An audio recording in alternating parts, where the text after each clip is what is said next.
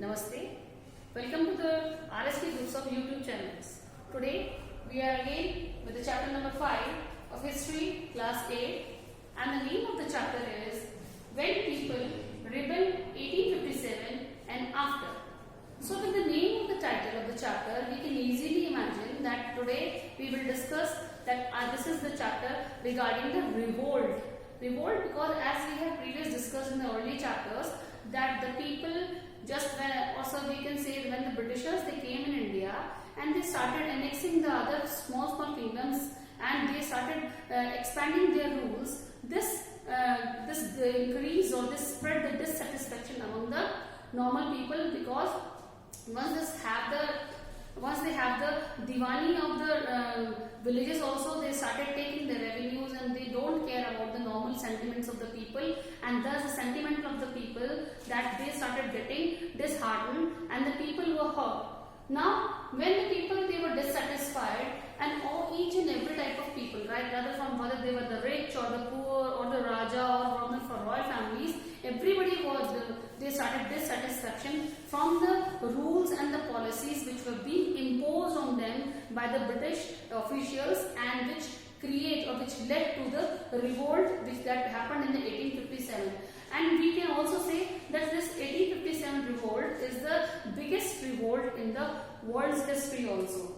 So we will start with the policies and the people. Now policies, we have already discussed in the previous chapters that these policies which were being made by the British people to rule over the country, and though whether the policy is suitable for the normal people or for the royal people, that doesn't never mean to them. They were only having the profit. They only want to take the profit from them, and with these policies like we have discussed about the doctrine of lapse, the subsidiary alliance, and the paramountcy policy of paramountcy also, all these policies they were basically made to expand their power over the Indian rulers, in which they succeed also. Now with the people also, when the royal families were dissatisfied, simultaneously at the same time when the normal people, those who were already dissatisfied with the policies and the rules and the regulations which were made by the rulers, they were also dissatisfied with the policies because these policies were being imposed on them, whether they want that policies or not, that these policies were imposed on them by the British officials. So they were dissatisfied also, and we will start again. That first topic is Nawab lose their power. So at that time in India, so many Nawabs were there, Nawabs and the Rajas were also there, and because we have discussed earlier, because of the subsidiary alliance, their power that had been eroded. They started their power has been declined, and because of the British policies and the Nawab, they started losing their power, and even of the doctrine of lapse, because of doctrine of lapse, some of the rulers their kingdoms were also being annexed into the British Empire because like for example we can take the example of Rani Lakshmi Bai. Her husband died without giving any successor to the country. So according to the doctrine of lapse, her kingdom was directly annexed into the British Empire. But Rani Lakshmi Bai, she pleaded in front of the British officials just because she had adopted another person, Gangadhar Rao, and she said she pleaded in front of the British officers to accept Gangadhar Rao as the heir of her kingdom, but they just all was in vain. Simultaneously, Peshwa Baji Rao's second adopted son was Nana Sahib, who was the childhood friend of Rani Lakshmi Bai also, and he also pleaded in front of British officials just to accept him as the son or the heir of the Peshwa Baji Rao's second, but they also refused to accept him because they thought that they were the supreme power and they used to make all these rules. So all these things create dissatisfaction among the rulers, and this led to the revolt also. At the same time, in 1801, a subsidiary alliance that was being imposed on the Awadh, and Awadh was the last state to be annexed into the British territory or empire, you can say. Now in 1856 it was being annexed, and at that time the Governor General was Lord Dalhousie, and he said that he gave the reason to the public that the Nawab of the Awadh, he was not able to take care of the people, that's why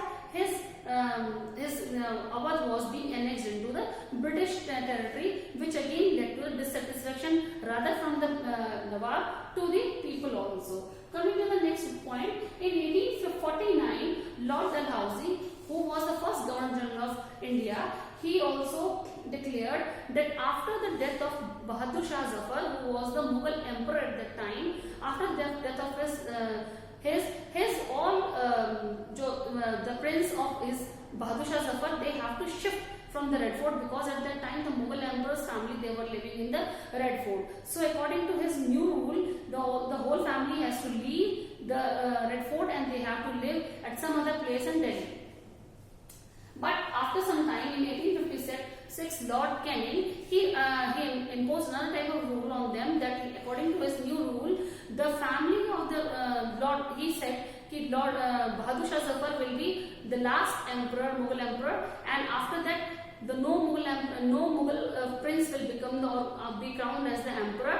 That means all the princes, they will remain the prince forever. Though they cannot live into the Red Fort, but they cannot hold the position of the crown also. So which led to the dissatisfaction among the normal people also, because we were also following the Mughal emperor at that time. Whereas we can talk about the topic, the peasants and the sepoys. The peasants, as we all know, they are the farmers. They were again dissatisfied because of the so many different types of revenue systems that was being imposed on them. So they were already disappointed. They evacuate their villages and they went for other in search of other jobs. At the same time, the sepoys were also they were having dissatisfaction, because some of the peasants, they were being selected or recruited as the sepoys in the British army also. But there were also a differentiation among the British sepoy and the Indian sepoy. The British sepoys were having the high salary as compared to the Indian sepoys, and other benefits also. So this created dissatisfaction among the Indian sepoys also. Meanwhile, one more thing happened in 1824.